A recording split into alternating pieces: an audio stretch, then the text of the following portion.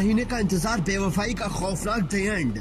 मेरठ में सरेआम थिएटर, हाथ में तमंचा, दिल में इंतकाम।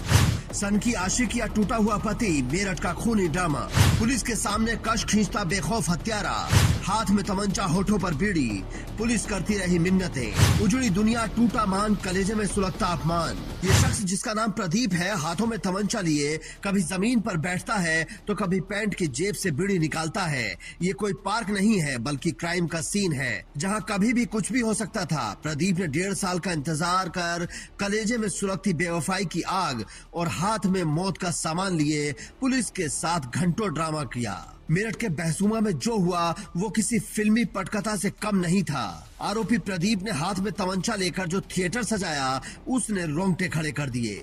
ये सिर्फ एक हत्या नहीं थी बल्कि एक टूटे हुए इंसान के भीतर छिपे उस जानवर का प्रदर्शन था जो समाज और कानून को अंगूठा दिखा रहा था। चलिए आपको बताते हैं असली कहानी क्या है। कहानी शुरू हुई थी करीब 18 महीने पहले, जब प्रदीप की दुनिया उजड़ गई। उसकी पत्नी उसे छोड़कर प्रेमी सुनील के साथ चली गई थी। इस बात की टीस प्रदीप के सीने में थी। अब यहाँ से शुरू होती है बदले की आग। इसी टीस ने उसे एक साधारण आदमी से एक ऐसे विलन में बदल दिया जो सरेआम अपना जुर्म कबूलते हुए रत्ती भर भी नहीं कांप रहा था। उसके लिए वो हत्या महज एक जुर्म नहीं बल्कि उसके टूटे हुए मान सम्मान का खौफनाक हिसाब था।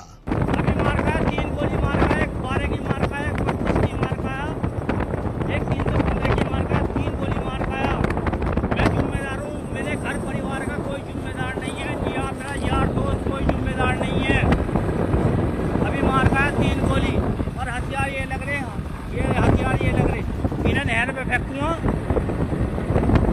ठीक है। और भाई वायरल कर दो मेरी वीडियो, जो भागेगी घर से उसका ऐसे इंजाम होगा और मारूंगा, ठीक है, बुझा दो। जब पुलिस प्रदीप को चारों ओर से घेरती है तब वो बेखौफ दिखता है। वीडियो में साफ दिख रहा है कि प्रदीप कभी कश खींचता है तो कभी अपनी ही मौत का सामान यानी तमंचा अपनी कनपटी पर रख लेता है। कभी वो जेब में बार बार हाथ डालता है जिससे पुलिस की धड़कनें बढ़ जाती हैं। घंटों तक चला ये फिल्मी ड्रामा असल में एक हार चुके इंसान की आखिरी चीख थी जो अपराध की दलदल में पूरी तरह धंस चुका था। पुलिस जब उसे घेरे खड़ी थी और सरेंडर करने की मिन्नतें कर रही थी तब प्रदीप के चेहरे पर पछतावा नहीं बल्कि एक अजीब सी शांति थी, जैसे उसने अपना मिशन पूरा कर लिया हो। प्रदीप का फिल्मी ड्रामा सिर्फ सरेंडर तक सीमित नहीं था। उसने वीडियो में दहाड़ते हुए कहा कि उसे सजा की परवाह नहीं। खाकी वर्दी वाले उसे इंसानियत का वास्ता दे रहे थे और वो इंतकाम की दलीलें दे रहा था। पुलिस उसे समझाती रही, वो फिल्मी अंदाज में जिंदगी और मौत के बीच झूलता